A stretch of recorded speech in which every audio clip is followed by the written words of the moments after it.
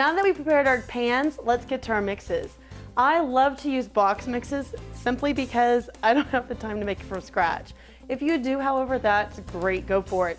I do suggest that you don't try any new recipes, especially like a carrot cake or something that's really heavy on the special occasion days, like of a wedding or an anniversary or a birthday party. We're gonna have 100 people over, because you never can foresee what might happen to your recipe. It might be too dense or fall apart on you, and that would not be good on the day. So please make it the day before and give yourself room for error, per se.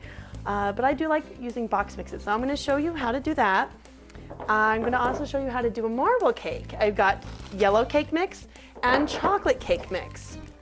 I use about 1.5 boxes for a 1/4 sheet size.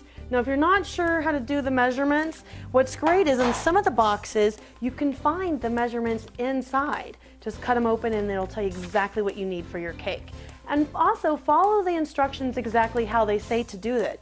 Don't stray from it too much, but follow it is my best advice. And that's what I have done. I've already prepared all the liquid ingredients. I'm just gonna pour in the powder.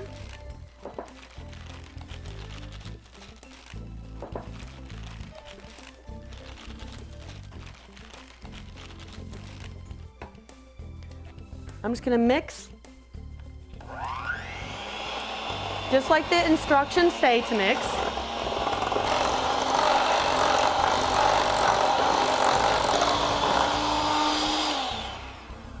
Always start with your yellow when you do it, because then you don't have to clean the beaters to go right to chocolate.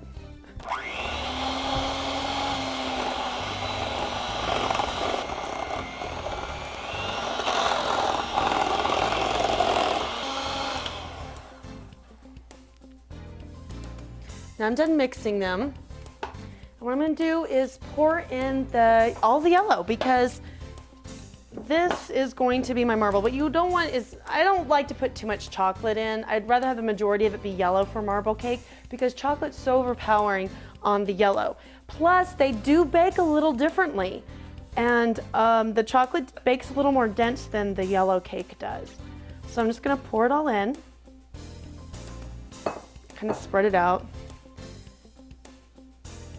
And again, I can use the same spatula. Less dishes, I love it.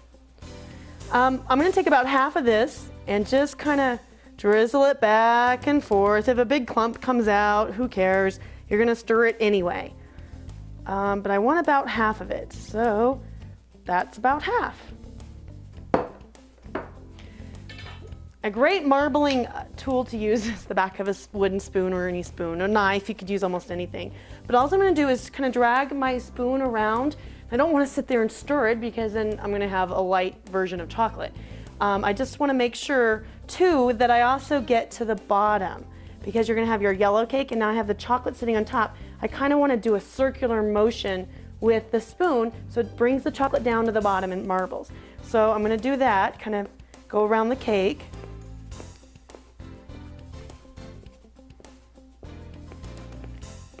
So I'm dragging the chocolate all the way through, and I'm gonna go back and forth, kind of make a pretty design. Now, we don't really care how pretty it is, we just wanna make sure that each piece has some chocolate and some yellow in it.